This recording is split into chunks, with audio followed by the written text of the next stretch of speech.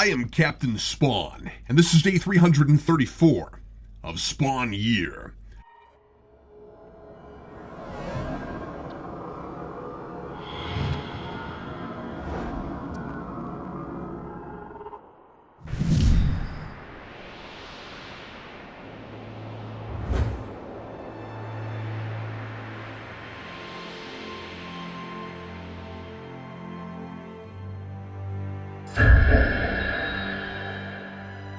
I feel as though someone left the television on a never-ending Yo Gabba Gabba marathon, yanked the knob off, and fused the plug into the wall.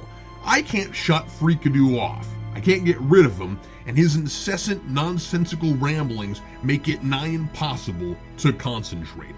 You'd think I'd be right at home with incessant ramblings by now, but the ongoing Spawn comic is pointed, focused, and smoothly transitions from thought to thought compared to Freakadoo.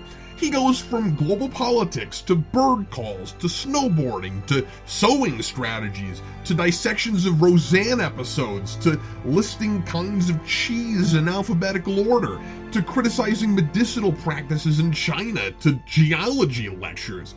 If Freakadoo is supposed to be what I'm like after my mind becomes spray paint, I guess crazy people read more because I don't know anything about 95% of what he's talking about.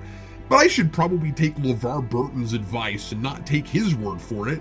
Chances are, his real knowledge of geology is like mine. It begins and ends with the definition of the word. And what makes him even harder to tolerate than all those Spawn comics is that they only come once a day and in 22 pages. Freakadoo doesn't go in the garbage when he's finished, never to return, and I tried putting him there. Heck, I've tried everything. I try to blink him into nothingness, but he pops right back. I try slashing him with my battle axe, and he heals instantly. Tiny Adam West should recruit Freakadoo to fight the emissary of Coke.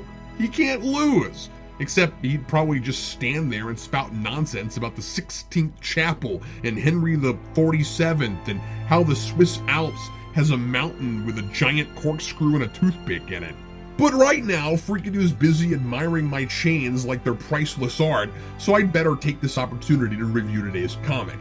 Clown has come a long way from ripping the hearts out of mob bosses for no good reason. Now he's duplicitous and scheming and brilliant at subterfuge, as long as his victim is an oblivious, amnesiac hospital patient who just woke up from a coma and doesn't know much about anything.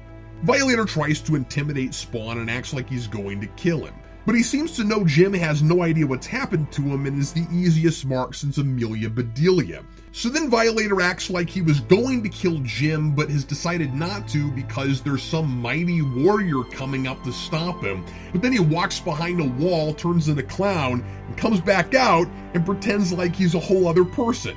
Pretending like he's Jim's friend and tells him they should stick together because he knows what Jim's going through, pointing at the vague M shape in his forehead makeup as proof. He says he, Jim, and Freak are all unfortunate souls who were recruited and made the way they are by hell.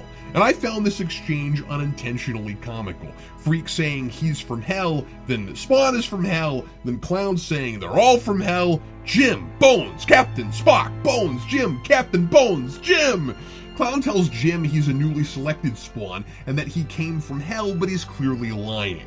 Clown does tell Jim some helpful true things to engender trust and to contradict Violator, who he's pretending he isn't and that he's an enemy of. Things like how Spawn's costume works and that he is more powerful outside of the dead zone.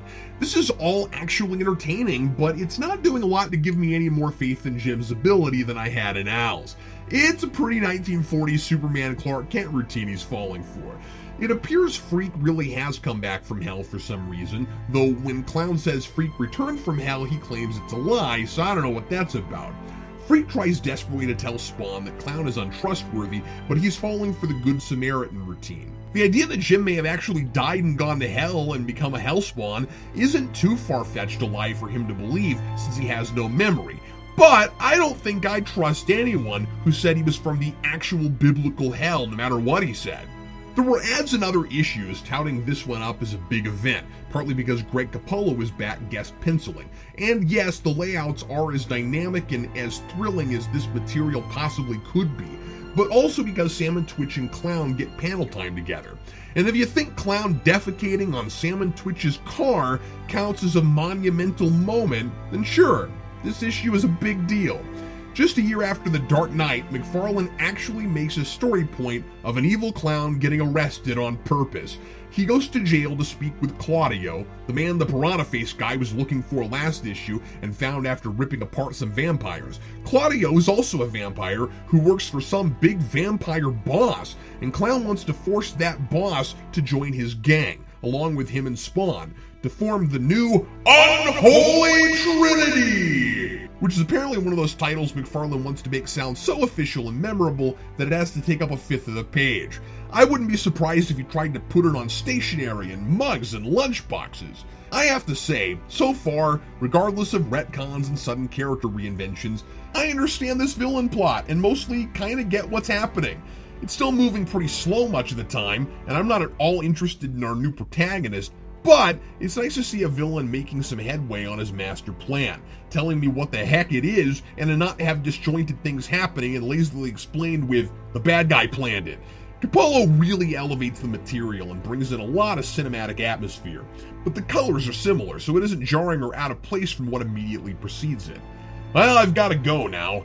Freakadude's gotten his hair stuck in my chains again. Signed, Captain Spawn.